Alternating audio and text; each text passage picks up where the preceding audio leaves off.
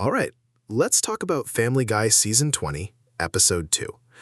You know, Seth MacFarlane has a habit of doing these weird historical deep dives, usually with a heavy dose of skewering the past. And this one? It dives headfirst into the origin story of rock and roll, specifically focusing on the Doors. Now, usually, these episodes are a mixed bag. Sometimes you get genuine laughs and surprisingly decent points buried under the chaos. Other times it feels like they're just throwing darts at a board of famous musicians and historical events. This episode, though, felt particularly ambitious, or maybe just particularly bizarre, trying to connect Venice Beach jam sessions with actual racial inequality and the birth of a musical genre. And it wraps up with Stewie doing a tax audit and Elton John's haircut. Yeah, you heard me. Buckle up, because this episode tried to do a lot, and frankly, it might have bitten off more than it could chew. We're going to get into the nitty-gritty of what worked, what didn't, and whether this particular historical detour was worth taking. And trust me, there are some moments in here that will make you scratch your head so hard you might actually find your forgotten childhood memories. Stick around, because you are not going to believe how this whole thing shakes out and what it ultimately says about, well, everything. So, you know, before we even get into the singing babies and the random IRS audits, let's just acknowledge that this episode dropped at a time when, well, things were pretty wild. I mean, who remembers the exact week this aired? It feels like a lifetime ago, doesn't it? The world was a dumpster fire, as usual, but in those specific few days, there was this particular flavor of chaos. And while all that was happening, the Family Guy writers were locked away, crafting this elaborate, sort of chaotic, often jarring historical musical. It's like while presidents were tweeting and influencers were posting their breakfast, these guys were meticulously plotting how to make a joke about Jim Morrison's lactose intolerance and Charles Manson's musical aspirations. It's a weird juxtaposition, isn't it? Us out here dealing with the real-world drama, and then we turn on the TV and get a deep dive into the alleged origins of rock and roll, presented with the usual Family Guy brand of absurdity. It really makes you wonder what they were thinking, or if they were even thinking at all, just going with the flow of whatever popped into their heads that week. It's this weird escape hatch from reality, isn't it? Turning on Family Guy to just forget about the real-world mess and get a dose of cartoon anarchy. And this episode, man, it was definitely a dose of anarchy. It's like they said, you know what the world needs right now? A musical about the Doors, with a detour into the blues, and a side quest with Elton John. And you know what? I'm here for the madness, even if it doesn't always make perfect sense. It's like, while we're all trying to figure out what's going on in the actual world, they're over there figuring out how to make Peter Griffin rap about taxes. That's the magic, I guess. It's pure escapism, even when it's a bit messy. It's kind of why we watch, right? To get away from it all, even if it all is replaced by, well, this. It's certainly a choice to drop an episode like this when the real world is doing its own thing, but hey, that's Family Guy for you. Always marching to the beat of its own, usually very off-key drum. And I gotta say, subscribing to this channel feels a lot like making a deal with the devil, except instead of your soul, you just get more awesome commentary. So, you know, a pretty good trade-off if you ask me. It's the best deal you'll find outside of a crossroads in Mississippi. So, this episode, it opens with that iconic, slightly creepy Family Guy theme song. You know, the one that always feels like a slightly unsettling lullaby? Then bam, we're in a record store. And of course, it's not just any record store. It's the classic trope of the record store filled with employees who are just too cool for school, or in this case, too jaded for the music they're surrounded by. They immediately hit us with the Eagles' greatest hits gag, calling it obvious and overrated. It's a pretty standard setup, but it sets the stage for what the episode seems to be aiming for. A critique of how we consume music history, how biopics sanitize things, and how the real story is often way messier and more complicated. The episode basically argues that movies about musicians are all the same boring template: sad childhood, hit song, band drama, and often a tragic premature death. They even throw in the AIDS trope, which, you know, is a bit blunt even for Family Guy, but it lands with a certain dark humor. The episode then pivots to the Doors, specifically Jim Morrison. And here's where it starts to get really weird, and maybe, just maybe, a little interesting. They frame the band's formation as this fateful, almost accidental meeting on Venice Beach. Ray Manzarek and Jim Morrison meet, and Morrison, in that classic rock star, I'm gonna be famous way, just blurts out, "Light my fire." It's presented as this lightning strike moment, this accidental spark that could become a generational anthem. The idea is that this could be a song that's tolerated for generations, which is such a hilariously understated way of putting it. And then the rest of the band just sort of stumbles in, looking for a band to join. and the episode quickly sketches out the classic rock band origin story. Promise of fame, vague warnings about drugs and toxic relationships. It even has that runaway character, the one who's just looking for trouble, screaming, "Screw you guys, I'm following that lady," which is a nice nod to the chaotic energy of that era. But then things take a sharp left turn. Instead of the band forming organically, they have this weird encounter with Charles Manson, who in this twisted reality is just another dude looking to join a band. And Manson, in his creepy way, asks Jim Morrison his name and then just says, "Kill Sharon Tate." It's a jarring shift, right? From the idealistic beginnings of rock and roll to the Manson family's horrific deeds, all in the span of a few minutes. It's Family Guy's way of saying, see, the 60s were messed up, and sometimes the lines between creative genius and pure evil got really blurry. And then they do this bit where Jim Morrison is hitting on some woman, and she rejects him because her boyfriend is an astronaut. And apparently, in the 60s, astronauts were cooler than rock stars. It's a funny jab at changing cultural values and perceived coolness, but also a subtle way to remind us that even rock gods had their moments of rejection. The episode then tries to explain Jim Morrison's stage fright, attributing it to a craving for strawberry Nesquick, which is absurd on its face, but then connects it to lactose intolerance and cream bigotry. This is peak Family Guy humor, taking something mundane and blowing it up into a ridiculous pseudo-medical condition. The whole fart gag during the concert is another classic Family Guy move, blending gross-out humor with a rock and roll setting. They're performing Break On Through, and Jim's bowels betray him. It's crude, but it's also trying to say something about the less glamorous side of rock stardom, the bodily functions and discomfort that happen behind the curtain.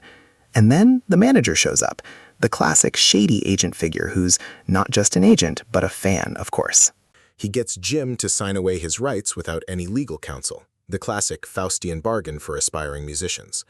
And then it devolves into this chaotic studio session, with Yoko Ono-esque interference from Jim's girlfriend, adding another layer of band-breaking tension. The episode culminates with the infamous Florida incident, where Jim Morrison apparently couldn't find his penis at a concert, leading to his rock god status imploding. It's a crass, blunt way to signify the decline of his legendary image. The episode then jumps to Paris, his death in the bathtub, and a movie critique that essentially says, watching the Doors movie will scare girls away from you and your friends. It's a meta-joke about the film's perceived lack of mainstream appeal. And then it tries to make a point, a pretty significant one, about the origins of rock and roll, arguing that it was invented by black people in the Mississippi Delta, not white musicians. This is where the episode gets surprisingly serious, or at least it tries to. It critiques the erasure of black artists from rock history and introduces Delta bluesman Muddy Drawers as the true pioneer. The whole story of Muddy Drawers is filled with poverty, a deal with the devil at the crossroads, which they hilariously equate to a fancy Los Angeles school, and a one-string guitar. This segment uses stereotypes, both of poor black Southerners and of demonic pacts, but it's framed with intent to educate. The bit about Tobey Maguire's kid and the Gyllenhaals at the Crossroads School is a very random, specific dig at celebrity culture.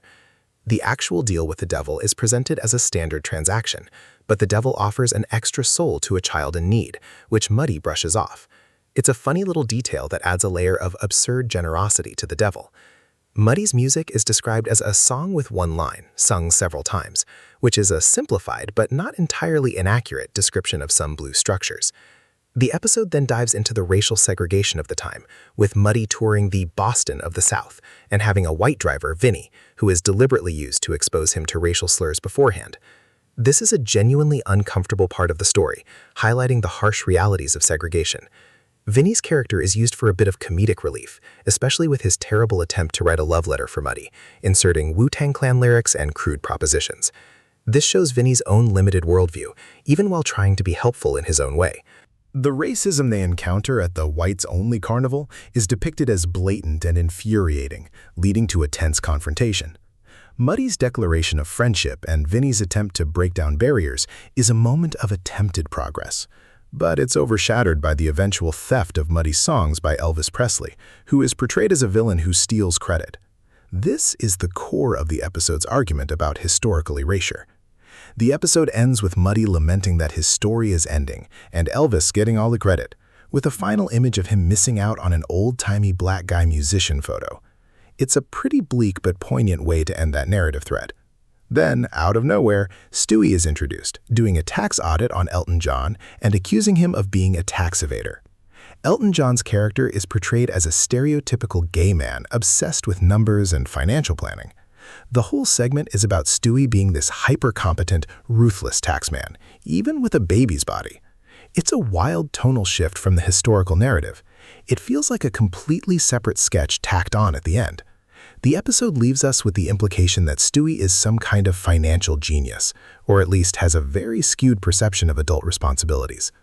Overall, the episode tries to be a lot of things: a history lesson, a social commentary, a critique of the music industry, and a chaotic sitcom episode. It juggles these elements with varying degrees of success. The rock and roll origin story is the most ambitious part, and while it has some funny moments and an important underlying message about race and music, it gets bogged down by the signature Family Guy absurdity. The Elton John bit feels like a classic disconnected cutaway that they tried to stretch into something more. It's an episode that's definitely memorable, if only for its sheer unpredictability and its willingness to tackle big ideas in its own uniquely weird way. It leaves you with a lot to think about, even if some of those thoughts are just, "What the hell did I just watch?" But that's the charm, right? Or the curse, depending on your tolerance for cartoonish chaos and historical revisionism. It's an episode that wants to be smart and funny, and sometimes it is, but it also gets lost in its own ambition, making it a very unique, if not always perfectly executed, entry in the Family Guy canon. It's the kind of episode that makes you pause the TV and just stare blankly at the screen for a solid minute, wondering about the life choices that led you to watching it. It's a wild ride, and not always a smooth one, but it's undeniably Family Guy. Now, let's dig into some of the moments that really stood out, or maybe just stood out because they were so damn weird. First up, the record store opening. With the Eagles' greatest hits being obvious and overrated. It's a classic Family Guy setup. They take something universally popular and just immediately bash it. It's funny because it's relatable. Everyone knows someone who's that music snob. But what's really going on here? It's them establishing their whole premise for the episode. They're going to deconstruct the sanitized versions of music history we usually get. They're saying, forget the glossy biopics, we're going to give you the messy truth.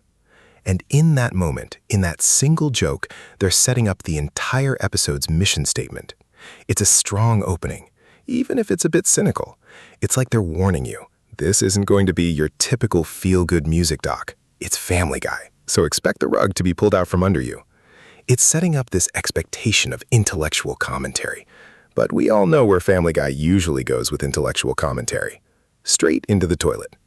It's funny because it's such a contrast between the idea of critiquing music history and the reality of how this show actually does it. It's like promising a 5-star meal and then serving you a hot dog with weird toppings. It works because it's quick, punchy, and immediately gets a chuckle from anyone who's ever felt judged by a record store employee. It's a sharp little jab that perfectly encapsulates the show's attitude towards mainstream culture. It's the show saying, we're smarter than this, and so are you, which, is a nice thought. Moving on to that moment where Charles Manson just appears and tells Jim Morrison to kill Sharon Tate. This is pure shock value, right? It's Family Guy at its most controversial. They're literally taking one of the most infamous figures of the 20th century and dropping him into this otherwise lighthearted band-forming scene. The joke isn't really about Manson. It's about the collision of innocent creative aspirations with horrifying reality. It's trying to say, this was the 60s, man. Things got dark, and these two worlds were closer than you think. But the execution is so abrupt, it's almost disorienting. It's designed to make you go, whoa, did they just say that? And yeah, they did. It's a risky joke, and it definitely walks a fine line. It fails because it's too much, too fast, and it doesn't really serve the narrative beyond being a cheap shock.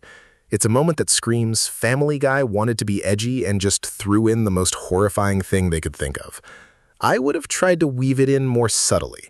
Maybe have Manson be a failed musician who talks about dark things, not someone who outright says, kill Sharon Tate to a stranger. But then again, subtlety isn't exactly Family Guy's strong suit. It's a moment that lingers, not because it's clever, but because it's so profoundly out of place and disturbing. It's the kind of thing that makes you question if the writers were just seeing how far they could push things. It's the jarring note that makes the whole melody feel off-key. The astronaut boyfriend bit? That's a solid laugh. Jim Morrison, the supposed rock god, gets rejected because he's not as cool as an astronaut. It's a great commentary on how cultural values and perceptions of coolness shift. In the 60s, space exploration was the ultimate frontier, the epitome of cool. Rock stars were rebels, sure, but astronauts were pioneers. It's a clever inversion of expectations. The joke works because it's unexpected and relatable. We all know someone who's obsessed with the it thing of the moment, and how that can make someone else seem suddenly less cool. It's a great little character moment for Morrison, showing him not as an invincible icon, but as a guy getting shut down. What I would change? Maybe lean into the astronaut's swagger a bit more. Make him this impossibly perfect, square-jawed hero that Jim Morrison just can't compete with. But honestly, it's a small moment and it lands pretty well. It's a tiny detail that adds depth to the world they're building, reminding us that even legendary figures had to deal with everyday indignities. It's the sort of joke that makes you appreciate the show when it does something smart. Then there's the whole Nesquick and lactose intolerance thing. Jim Morrison's stage fright is cured by strawberry Nesquick, which then gives him tummy troubles. It's the epitome of Family Guy's brand of absurd, medicalized humor. They take a simple idea, stage fright, and attach a bizarre, overly specific, and ultimately irrelevant explanation to it. The cream bigotry punchline is peak ridiculousness. It's funny because it's so over the top and has absolutely no basis in reality. It's a joke that relies on the listener being surprised by the sheer inanity of it all. It works because it's so unexpected and silly, but it also feels a bit like filler. It's a distraction from the actual story of Jim Morrison. I would have probably cut the Nesquick bit entirely. It doesn't really add much, and it feels like a joke they just threw in because they thought a weird medical condition was funny. Instead, I'd have focused on the psychological aspect of stage fright, or maybe found a more grounded, albeit still funny, reason for his early performance style. But hey, if you're going to go absurd, go all the way, right? It's the kind of joke that makes you wonder what else they have stored away in their comedic arsenal. The fart gag during Break On Through is another prime example of Family Guy's gross-out humor. It's crude, it's simple, and it's designed to get a visceral reaction. They're in the middle of a serious rock anthem, and suddenly it's all about bodily functions. It's funny because it's so inappropriate and unexpected in the context of a legendary band's performance. It's the juxtaposition of high art, rock music, with lowbrow humor, farts. It works by being a sudden, undeniable gross-out moment that breaks the tension. It fails because, frankly, it's not that clever. It's just a fart joke. I would have tried to make it more character-driven. Maybe the fart is a symptom of the Nesquick issue, tying back to that earlier joke, or maybe it's a deliberate act of rebellion for Morrison. But as it is, it's just a fart. It's a low-hanging fruit joke that feels a bit lazy, but I guess some audiences appreciate that directness. It's the kind of joke that makes you groan and chuckle at the same time. The agent signing Jim Morrison is a classic trope, but Family Guy adds its own spin. The agent, instead of being a suave businessman, is a greasy, untrustworthy figure who's literally signing away rights without legal counsel. The line, "They signed the contract that would make their cocaine dealer rich," is a pretty scathing indictment of the music industry's exploitative nature. It works because it's a cynical yet realistic portrayal of how artists can get screwed over. It's funny because it's so true and so bleak. It's a moment that adds a layer of realism even within the cartoon's absurdity. What I would change is probably just making the agent even more cartoonishly evil. Maybe he has a handlebar mustache and twirls it while he's getting Jim to sign. But the core idea of exploitation is strong here. It's a solid moment that serves as a cautionary tale, wrapped in Family Guy's signature dark humor. It's the embodiment of the phrase, "beware of what you wish for." Then we get to the Muddy Drawers segment and the introduction of Vinny, the Italian-American driver. The whole setup of Vinny being chosen specifically to expose Muddy to slurs beforehand is a darkly ironic choice. It's the writers trying to acknowledge the racism of the era in a twisted Family Guy way. It's offensive, but it's also meant to be a commentary on how pervasive racism was. The joke about Muddy's family living underneath the mighty Mississippi and sharing one mustache is pure absurd storytelling, setting up the extreme poverty of the time. It works by being so outlandish it's memorable. It fails because it's playing with very sensitive subject matter in a way that could easily be misinterpreted as making light of poverty. What I'd change is maybe focusing more on Vinny's perspective and his growing understanding of Muddy's situation, rather than the explicit slurs. Make the slurs something that Vinny overhears and reacts to, rather than directly aimed at Muddy in every instance. It's a delicate balance. The deal with the devil at the crossroads is also a classic blues trope. Equating the crossroads to a fancy LA school attended by Tobey Maguire's kid and mentioning the Gyllenhaals is peak Family Guy absurdity. It's taking a mythical concept and grounding it in ridiculous modern celebrity culture. It works by being so unexpected and jarring. It's a moment that highlights the show's ability to mash up different cultural references. The devil's offer of a free soul for a child in need is a funny little addition, a detail that makes the devil seem almost charitable. It's a moment that's memorable for its sheer weirdness. It's the kind of joke that makes you laugh and think, why is this here? The part where Muddy's songs are stolen by Elvis Presley is the crux of the episode's social commentary. Elvis is portrayed as a villain who gets all the credit, while Muddy, the true originator, is forgotten. The line, "that son of a bitch," is Muddy's direct accusation. It works because it highlights the historical injustice of black artists being overlooked and white artists profiting from their work. It's a powerful statement, even if it's delivered within a cartoon. It fails because, again, it's Family Guy. The delivery can be a bit blunt and unsophisticated. I would have loved to see a more nuanced portrayal of this dynamic, perhaps focusing on the systemic issues rather than just a single villainous Elvis. But for Family Guy, this is as deep as it gets. The final scene with Stewie auditing Elton John is the ultimate non sequitur.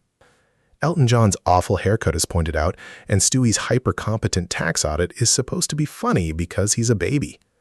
It works as a surreal, absurd closer. It's memorable for its sheer randomness. It fails because it has absolutely nothing to do with the rest of the episode. It's a sketch they had lying around and decided to stick on the end. It's the cherry on top of a very strange Sunday. It's a moment that makes you feel like you've just watched 3 different episodes mashed into one. It's the epitome of the show's sometimes lazy approach to storytelling, but hey, it's a funny image. It leaves you with a sense of bewilderment, which, for Family Guy, is often the goal. Let's check in with the characters, shall we? Peter, of course, is the engine of chaos. In this episode, he's mostly the vessel for the historical narrative, the one asking the dumb questions and making the crude jokes. He's not exactly sharp here. He's more of a prop for the jokes. His best moment? Probably his enthusiastic, yet ultimately pointless, engagement with Muddy Drawer's story. He's the guy who's supposed to be learning something, but never really does. His role feels particularly passive this time around, more of a narrator's sidekick than an active participant. He's the reason we get those dumb reactions that push the narrative forward, but he's not really driving it himself. It's like he's just along for the ride, making dumb comments. Lois, as usual, is the voice of reason, or at least the voice of someone slightly less insane than Peter. She's largely sidelined in this episode, mostly appearing in brief moments.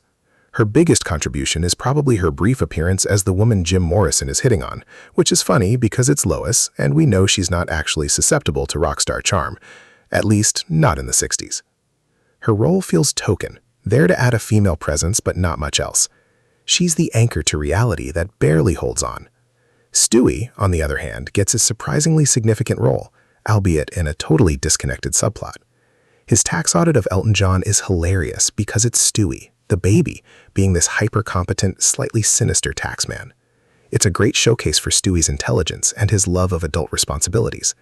His best moment is definitely his ruthless efficiency as a tax auditor, wielding his ledger like a weapon. It's a classic Stewie bit, taking something mundane and making it terrifying. Brian, well, Brian's the intellectual, the one who's supposed to be providing the actual commentary, but even he gets drowned out by the absurdity. He's the one who's initially nodding along to the critique of music history, but then he's just as baffled as the audience by the Manson cameo. Meg, like Lois, is largely sidelined, a footnote in the grand scheme of this chaotic episode. Her absence is almost more noticeable than her presence. She's the character who is almost always underutilized, and this episode is no exception. She's the ghost in the machine, there but not really there. All right, let's dig into some of the hidden gems and Easter eggs, because Family Guy is usually packed with them, even when it's trying to be historically educational. First off, the very premise of the Eagles' greatest hits being in a record store under O for obvious and overrated, that's not just a random joke. It's a specific jab at how certain albums become so ubiquitous they're almost boring. It's a subtle critique of mainstream success and how it can lead to artistic dismissal. Most people probably just chuckle and move on, but it's a little nod to the idea that even the biggest hits can be polarizing for the real music heads. It's a small thing, but it sets a certain tone. Then there's the whole Jim Morrison and strawberry Nesquick bit, which, while absurd, is a clever, albeit twisted, way to connect to the idea of artistic quirks and dependencies.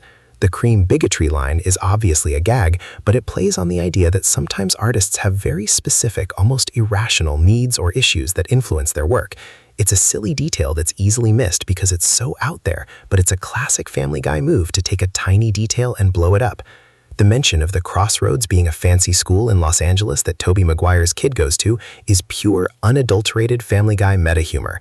It's them acknowledging celebrity culture and weaving it into an ancient blues legend. It's the kind of thing that makes you do a double take and think, wait, did they just reference Tobey Maguire in a blues myth? It's a wink and a nod to the audience, a reminder that this isn't just a historical reenactment, it's a modern cartoon making fun of everything. The devil offering an extra soul to a child in need is a subtle detail that adds a layer of character to the devil himself. It's not just a mustache-twirling villain. He's got his own weird charitable impulses. Or maybe it's just part of the deal, the fine print nobody reads. It's a blink and you'll miss it moment that adds a bit of unexpected depth to the infernal transaction. The fact that Vinny's terrible love letter to Marjorie includes Wu-Tang Clan ain't nothing to mess with is a hilarious out-of-place reference. It's just random enough to be funny, and it also serves as a quick way to inject some pop culture into the historical narrative. It shows Vinny's own limited cultural sphere, trying to apply modern slang to a heartfelt letter. It's a great gag that probably flies over the heads of anyone who isn't familiar with Wu-Tang. And finally, the episode's ending with Stewie auditing Elton John. This is the ultimate hidden gem because it's so disconnected. It's a bonus sketch, a little treat at the end. The joke about Elton John having a worse haircut than Pete Rose is a specific, almost connoisseur-level insult that only someone paying close attention would catch. It's a visual gag that requires a knowledge of both celebrities' appearances. It's the kind of random, obscure reference that Family Guy thrives on. Okay, let's play the what-if game, because this episode definitely had some choices that could have gone in a totally different direction. First, the whole Charles Manson cameo. The original choice was to just throw him in for shock value, to highlight the dark side of the 60s. But what if they had made it less of a literal appearance and more of a thematic one? Imagine if the band members, in their youthful naivete, were dabbling in darker philosophies or fringe ideas, and that's where the Manson element came in, not as a character, but as a representation of a dangerous allure. It could have made the commentary on the era's cultural confusion more nuanced, less about a direct cameo and more about the pervasive influence of darkness. It would have been a more subtle, perhaps even more unsettling way to approach it, and it would have avoided the outright shock factor that felt a bit cheap. Second, the Muddy Drawers narrative. The episode uses Elvis Presley as the villain who steals Muddy's songs. It's a clear statement about historical erasure. But what if the episode had focused more on the systemic issues, rather than a single antagonist? Instead of a villainous Elvis, what if it was about the music industry as a whole, the gatekeepers who deliberately ignored black artists? It could have explored how Muddy's music was marketed and adapted by white musicians, not necessarily through outright theft, but through appropriation and sanitization. It would have given more agency to Muddy's story and made the commentary about racial injustice in music even more potent and less reliant on a cartoon villain. It would have made the episode feel less like a simple blame game and more like an exploration of complex societal forces. Finally, the ending. The entire Stewie Elton John tax audit felt completely tacked on. What if, instead, the episode had ended by tying back to the main theme? Like maybe Peter, after hearing Muddy Drawer's story, tries to write his own blues song about something mundane, like taxes, and hilariously fails. Or maybe Stewie, inspired by the concept of music history, actually tries to compose a song that is historically accurate and surprisingly good, showcasing his genius in a way that connects to the episode's theme. It would have provided a sense of closure and reinforced the episode's core message rather than ending on a completely random, disconnected note. It's about giving the audience a sense of payoff, not just a bizarre, inexplicable final scene. So, where does this episode land? I'd give it a solid 6.8 out of 10. It's not a masterpiece, but it's not a complete disaster either. It earns those points for sheer ambition and for at least trying to tackle some interesting social commentary, especially regarding the erasure of black artists in rock and roll history. the Muddy Drawers segment, despite its Family Guy-isms, actually lands a pretty important point. The episode loses points for its inconsistent tone, the jarring tonal shifts from Jim Morrison's absurdity to Charles Manson's horror, and that completely nonsensical ending with Stewie and Elton John. That last bit feels like they ran out of ideas and just threw in whatever they had lying around. This episode is really for the viewers who appreciate Family Guy's brand of historical satire, even when it's messy. It's for the fans who like seeing the show try to be a little bit smart, a little bit offensive, and a whole lot weird. If you're looking for a tight, cohesive story, you'll probably be disappointed.